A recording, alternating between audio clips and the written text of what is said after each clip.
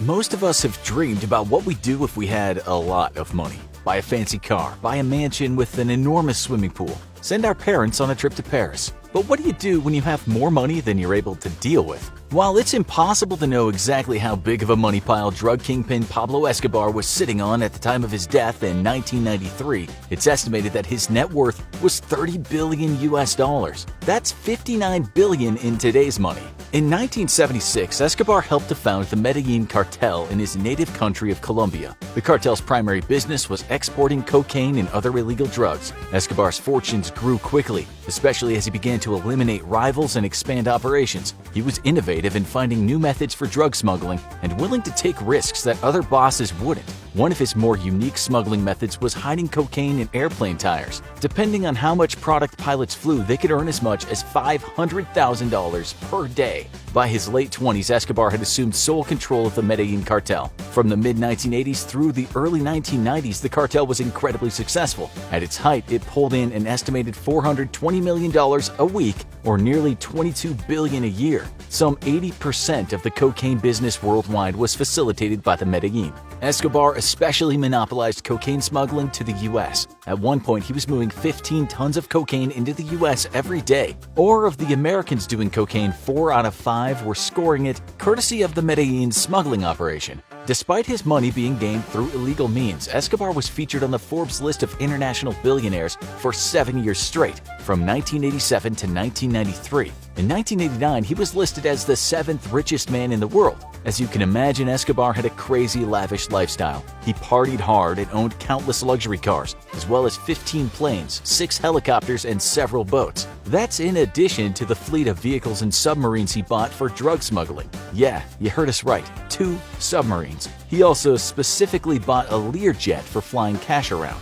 Escobar purchased a professional soccer team and dozens of luxury houses in Colombia and throughout the world. His main home was a 7,000-acre estate known as Hacienda Nápoles, named after Naples, Italy, in the jungle just a few hours from Medellin.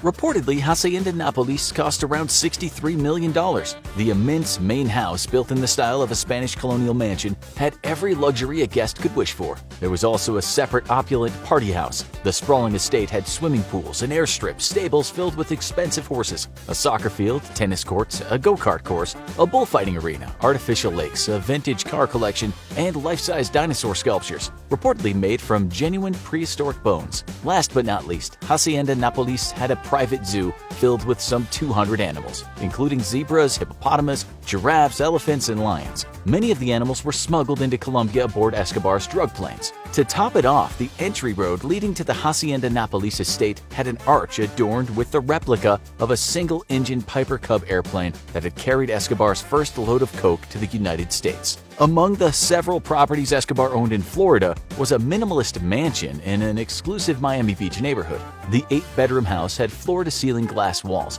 wraparound terraces, expensive lounge decks, outdoor kitchen, infinity-edge pool, and soaring palm trees. Best yet, the 30,000-foot property was situated on the waterfront with an incredible view of the downtown Miami Beach skyline. Then there was Escobar's secret vacation party spot built on the quiet, rural La Isla Grande, just off the Colombian coast. This luxury complex consisted of a mansion, waterfront apartments, a palm tree courtyard centered around an enormous swimming pool, and a helicopter landing pad. The estate had more than 300 well-appointed rooms for guests. Reportedly, even the bathrooms had solid gold shower heads. Escobar's most famous property was a prison. However, it was a prison unlike any other. By 1991, the glamour of Escobar's lifestyle was beginning to pall next to the extreme violence. Many enemies wanted him dead, some even placing a bounty on his head. Escobar turned to the Colombian government. After 6 months of secret negotiations, he was able to work out a deal. Escobar would go to prison, but he would get to choose the location.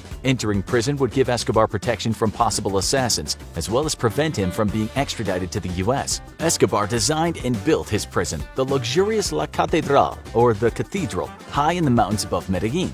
Unfortunately, La Catedral was called Club Medellin because it was more like a resort than a prison. Escobar's bedroom featured a circular rotating bed, and his bathroom had a private jacuzzi. The property included a soccer field, a discotheque, a bar, a large patio, an enormous swimming pool with an artificial waterfall. La Catedral also had an office with cellular services, radio transmitters, computers, and a fax machine, which allowed Escobar to continue to run his business from prison. While living at La Catedral, Escobar regularly hosted drug and booze-fueled parties. Often friends, family, prostitutes, professional soccer players, and other celebrities would visit. Aside from his crazy life, Escobar poured a lot of money into charity work. Keenly aware of his public image, he sought to generate goodwill. He donated to churches and hospitals in Medellin and other towns in the region. He built soccer fields, parks, and paved roads. He established food programs and also created a reforestation program. Escobar even built a new neighborhood, Barrio Escobar, from scratch in Medellin, with 1,000 homes for families who previously lived in the slums. Cynics view this act as Escobar buying public loyalty and building a place where he could hide drugs, guns, and money.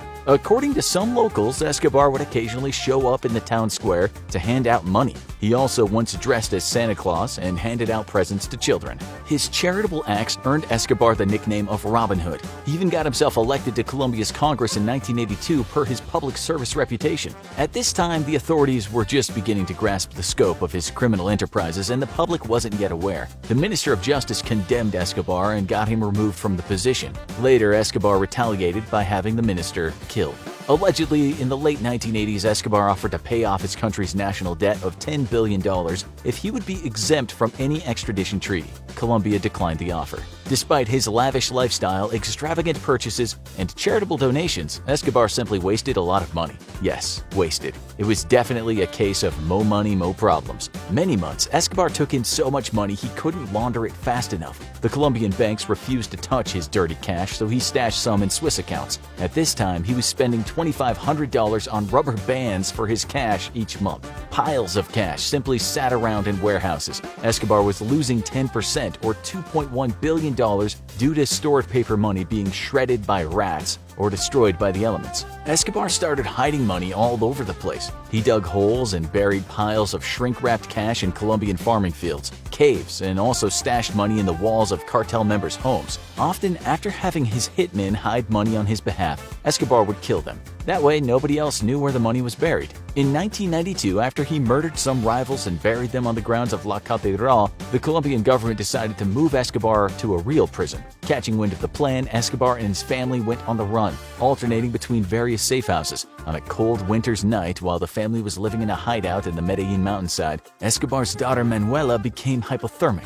Escobar reportedly burned $2 million in order to keep her warm. The Medellin cartel began to crumble under the pressure from authorities and rival gangs. Eventually, the law caught up with Escobar, and he was gunned down during a shootout with Colombian National Police in December of '93. Most of Escobar's immediate family continued to hide, worried about rival gangs, including the Los Pepes and the Cali cartel. At first, the Escobar family was able to buy out an entire floor of a hotel and have guards protecting them around the clock. But this soon proved to be too expensive, especially with no new money coming in. Eventually, a lot of the Escobar family moved to Argentina, where due to limited funds they lived an ordinary middle-class lifestyle. After Escobar's death, Los Pepes and the Cali cartel were able to steal some of Escobar's property. They also forced Escobar's family to sign over liquid assets. Meanwhile, the Colombian government was able to recover several of Escobar's cash stashes, especially when authorities rounded up members of the Medellin cartel, who spilled the beans for some locations. The Colombian government seized Hacienda Nápoles, La Catedral, the vacation mansion on La Isla Grande,